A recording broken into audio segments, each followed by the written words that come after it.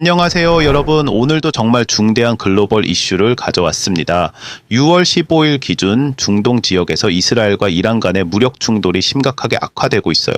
이란 외무장관이 공격 멈추면 보복도 멈춘다고 조건부 휴전을 제안했지만 이스라엘은 오히려 무기시설 정조준 공습을 예고하며 강경 대응을 선언했습니다. 더욱 놀라운 건 이런 지정학적 리스크가 고조되는 가운데 기관 투자자들의 비트코인에 대한 관심이 급증하고 있다는 사실이에요. 과연 전쟁 위기와 비트코인 간에는 어떤 연관성이 있을까요? 지정학적 리스크가 비트코인을 새로운 안전자산으로 부상시키고 있는 걸까요? 오늘 영상을 끝까지 보시면 그 답을 찾을 수 있을 겁니다. 먼저 중동 상황이 얼마나 심각한지 정확히 분석해 보겠습니다. 이란 아락치 외무장관이 15일 긴급 기자회견에서 이스라엘의 선제 공격을 강력히 규탄하며 조건부 보복 중단을 제안했어요. 하지만 여기서 핵심은 이스라엘이 이란의 핵시설을 직접 타격했다는 점입니다. 아락치 장관은 이를 국제법상 새로운 레드라인을 넘은 매우 심각한 위반 행위라고 규정했거든요. 이게 얼마나 중대한 의미인지 아시나요? 핵시설 공격은 단순한 군사작전이 아니라 전면전을 의미하는 금기선이었어요. 더욱 심각한 건 이스라엘이 공습을 멈출 뜻이 전혀 없다는 점입니다. 기드온 사르 이스라엘 외무장관은 독일 외무장관과의 통화에서 이란 작전은 계속될 것이며 여전히 달성해야 할 중요한 목표들이 남아있다고 명시했어요. 이스라엘군 대변인은 아예 이란 내 무기 제조시설 인근 주민들에게 즉시 대피하라고 경고하며 추가 공습을 예고했습니다. 이란은 미군과 영내 미군 기지가 이스라엘 공격을 지원했다는 증거를 확보했다고 주장하면서 미국까지 직접 거론했어요. 이는 중동 지역 분쟁이 미국과 이란 간의 대리전 양상으로 확전될 가능성을 시사하는 정말 위험한 신호입니다. 그럼 이번에는 지정학적 리스크가 비트코인에 미치는 영향을 분석해 보겠습니다. 역사적으로 전쟁이나 국제 분쟁이 발생하면은 투자자들은 안전자산으로 피난처를 찾아왔어요. 전통적으로는 금, 미국 국채, 달러, 스위스 프랑 같은 자산들이 그 역할을 했죠. 하지만 이번 중동 사태에서는 완전히 다른 패턴이 나타나고 있어요. 일부 스마트 머니들이 지정학적 불확실성이 고조되는 시점에 오히려 비트코인을 대량 매수하고 있거든요. 이게 우연의 일치일까요? 절대 그렇지 않습니다. 기관 투자자들은 비트코인이 갖는 독특한 특성에 주목하고 있어요. 첫째, 비트코인은 어떤 국가나 정부의 통제를 받지 않는 탈중앙화 자산입니다. 전쟁으로 인해 특정 국가의 통화나 금융 시스템이 마비되어도 비트코인은 영향을 받지 않아요. 둘째, 디지털 자산이기 때문에 물리적 이동이나 보관에 제약이 없습니다. 금처럼 무겁거나 부피가 크지 않아서 전쟁 상황에서도 쉽게 피난할 수 있어요. 셋째, 공급량이 2001만 개로 제한되어 있어서 인플레이션 해지 수단으로 기능합니다. 전쟁으로 인한 경제 불안정과 통화 가치 하락에 대한 방어막 역할을 하는 거죠. 실제로 과거 데이터를 보면은 이제 지정학적 리스크가 높아질 때마다 비트코인 가격이 상승하는 패턴을 보여왔어요. 2020년 미-이란 갈등 때, 2022년 러시아 우크라이나 전쟁 때도 마찬가지였습니다. 마이클 세일러와 비슷한 전략으로 성공한 사례들을 분석해 보겠습니다. 먼저 스트래티지는 마이클 세일러가 이끄는 회사로 현재 58만 개 이상의 비트코인을 보유한 세계 최대 비트코인 보유 기업이에요. 그 결과 회사 주가가 지난 몇 년간 수천 % 상승했죠. 메타플래닛은 일본의 호텔 개발업체였는데 비트코인 투자 전략으로 전환한 후 주가가 8,850% 이상 상승했어요. 이런 성공 사례들이 다른 기업들에게 강력한 시그널을 보내고 있습니다. 특히 지정학적 리스크가 높아지는 시점에서 이런 전략이 더욱 주목받고 있어요. 왜냐하면 비트코인이 단순한 투자 대상이 아니라 기업의 재무 전략에서 핵심적인 역할을 하고 있다는 것을 증명했기 때문입니다. 실제로 최근 몇 달간 여러 상장 기업들이 비슷한 전략을 검토하고 있다는 소식이 들려오고 있어요. 아직 구체적인 발표는 없지만 업계 관계자들 사이에서는 이런 트렌드가 확산될 것이라는 전망이 지배적입니다.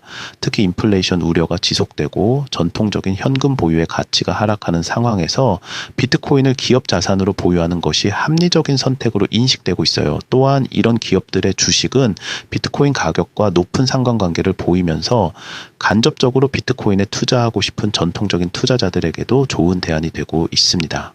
시청자 여러분, 진짜 중요한 말씀을 드리겠습니다. 오늘 다룬 중동 전쟁 리스크나 글로벌 기관들의 13억 달러 비트코인 대량 매수 같은 지정학적 변화들, 단순한 뉴스만으로는 절대 제대로 대응하기 어렵습니다. 특히 전쟁이나 국제 분쟁 같은 불확실성이 큰 상황에서는 더욱 그렇죠. 비트패스 텔레그램 소통방에서는 매일 전문가들이 지정학적 리스크 분석은 물론 비트코인과 주요 암호화폐들의 안전자산 변화, 기관 투자자들의 대응 전략까지 전부 100% 무료로 제공하고 있거든요.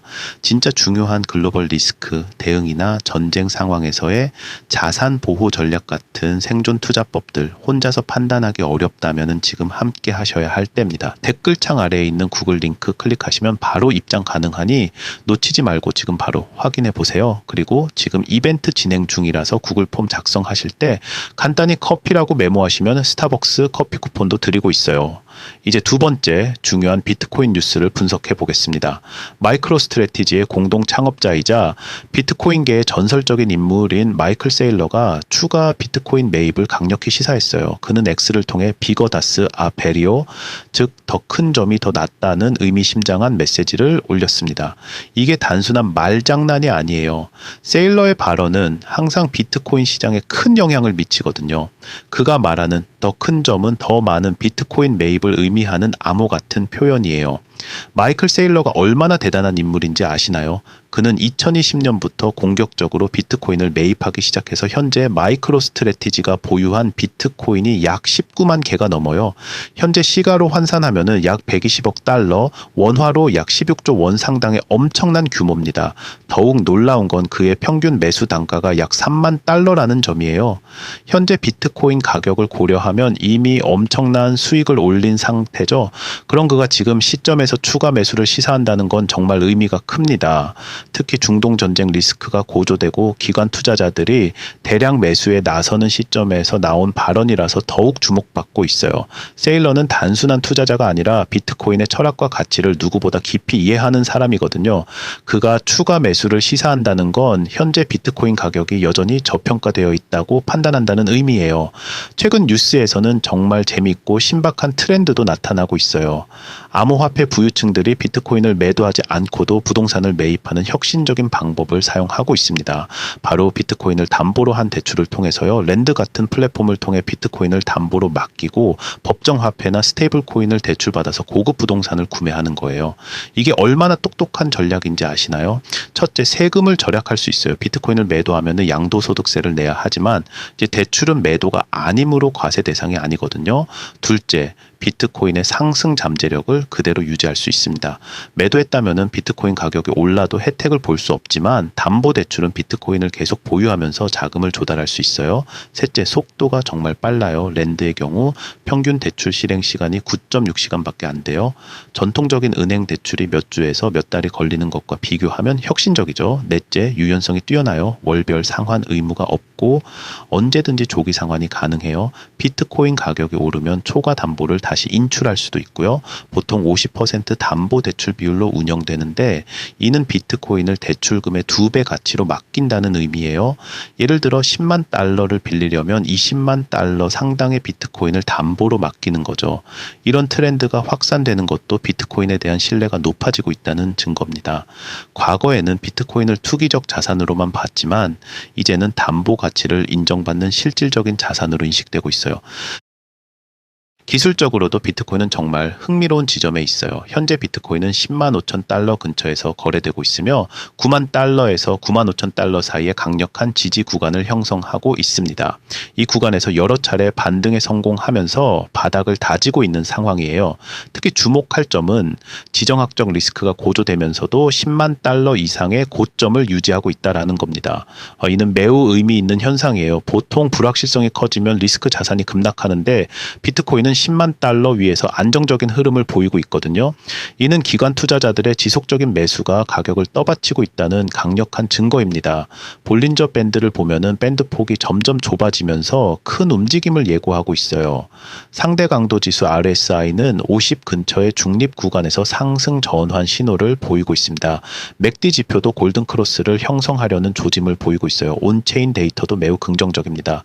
장기 보유자들의 비율이 지속적으로 증가하고 있고 거래소로 유입되는 비트코인 물량은 감소하고 있어요. 이는 공급 부족 현상이 심화되고 있다는 의미입니다. 특히 기관들의 ITF를 통한 매수가 늘어나면서 실제 유통되는 비트코인 물량이 급격히 줄어들고 있어요. 해시레이트도 사상 최고치를 경신하면서 네트워크 보안성이 강화되고 있습니다. 이는 비트코인 생태계가 그 어느 때보다 건강하다는 신호예요. 구체적인 목표가를 분석해보면 첫 번째 저항선은 11만 달러 구간입니다. 이는 올해 6월에 기록한 올타임 하이 수준이에요. 이 구간을 돌파하면 12만 달러까지 무난하게 갈 수 있어요. 최대 목표가는 13만 달러에서 15만 달러 사이로 보입니다. 이는 현재 가격 대비 약 25에서 40% 상승을 의미하는 상당한 수준이에요. 지정학적 리스크가 높은 상황에서는 수익률보다 리스크 관리가 더 중요합니다. 아무리 좋은 기회라도 전쟁이라는 변수는 예측하기 어렵거든요. 첫째, 분할, 매수 전략을 권합니다. 현재 가격에서 30%, 102,000달러에서 40%, 98,000달러에서 30% 이런 식으로 나누어서 매수하는 거예요. 둘째, 전체 포트폴리오에서 비트코인 비중을 15% 이내로 제한하세요. 지정학적 리스크는 어떤 방향으로든 갑작스럽게 변할 수 있어요. 셋째, 손절선을 명확히 설정하세요. 9만 달러 이하로 떨어지면 일부 물량을 정리하는 것을 고려해 보세요. 넷째, 중동 정세 변화를 주요 모니터링해야 합니다. 휴전 협정이 체결되거나 전쟁이 확전될 경우 비트코인 가격에 즉각적인 영향을 미칠 수 있어요. 다섯째, 달러 강세 여부도 중요한 변수입니다. 지정학적 리스크로 인해 달러로 자금이 몰릴 경우 비트코인에는 부정적일 수 있거든요. 여섯째, 기관 투자자들의 동향을 계속 주시하세요. 블랙록이나 피델리티 같은 대형 운용사들의 매매 패턴이 바뀌면 시장 흐름도 급변할 수 있어요. 일곱째, 감정적인 매매는 절대 피하세요. 전쟁 뉴스에 놀라서 패닉셀을 하거나 반대로 과도한 낙관론에 빠져서 올인하는 것은 정말 위험해요. 여덟째, 다른 안전자산과의 상관관계도 고려해야 합니다. 금이나 달러, 국채 가격 움직임을 함께 보면서 비트코인의 포지션을 조정하는 것이 좋아요. 정리하면 지금 비트코인을 둘러싼 환경이 완전히 바뀌고 있습니다. 이스라엘-이란 무력 충돌로 인한 지정학적 리스크 고조, 블랙록과 피델리티의 13억 달러 대량 매수, 마이클 세일러의 추가 매입 시사, 그리고 비트코인 담보 대출을 통한 새로운 금융 생태계 확산까지 모든 신호가 비트코인이 단순한 투기 자산을 넘어서 진정한 안전 자산으로 자리 잡고 있음을 보여주고 있어요. 특히 전쟁이라는 극한 상황에서도 기관 투자자들이 비트코인을 선택한다는 것은 정말 역사적인 변화입니다. 과거에는 전쟁이 나면은 금이나 달러로 피난했지만 이제는 비트코인도 그 대열에 당당히 합류한 거예요. 투자 전략으로는 첫째, 7만 달러 저항선 돌파 여부를 주시하세요. 이 구간을 상방 돌파한다면 본격적인 상승 랠리가 시작될 가능성이 높아요. 둘째, 중동 정세 변화에 따른 시나리오를 미리 준비하세요. 휴전 시에는 일부 차익 실현을, 확전 시에는 추가 매수를 고려해 볼 수 있어요. 셋째, 기관들의 ITF 자금 흐름을 계속 모니터링 하세요. 이들의 매수가 지속되는 한 상승 모멘텀은 유지될 것으로 보여요. 넷째, 분할 매수와 리스크 관리를 철저히 하세요. 불확실성이 큰 시기일수록 안전한 투자가 우선이에요. 다섯째, 장기적 관점을 유지하세요. 지정학적 리스크는 일시적이지만 비트코인의 안전자산 지위 확립은 구조적 변화거든요. 여섯째, 다른 암호화폐들과의 차별화에 주목하세요. 비트코인만이 갖는 독특한 안전자산 특성이 더욱 부각될 것으로 예상돼요. 오늘 영상이 도움되셨다면 좋아요와 구독 부탁드리고 댓글로 여러분의 지정학적 리스크 대응 전략을 공유해 주세요. 다른 투자자들의 의견도 정말 도움이 될 거예요. 그리고 꼭 고정 댓글에 구글 폼을 통해 비트패스 무료 텔레그램 방에 참여하세요. 커피라고 메모하시면 스타벅스 커피 쿠폰까지 받아가실 수 있습니다. 다음번 영상에서도 마이클 세일러의 추가 매수 전략과 다른 기관들의 대응 방안에 대해 더 자세히 분석해 드릴 예정이니까 놓치지 마세요. 비트패스와 함께 어떤 상황에서도 성공 투자하시길 바랍니다. 감사합니다.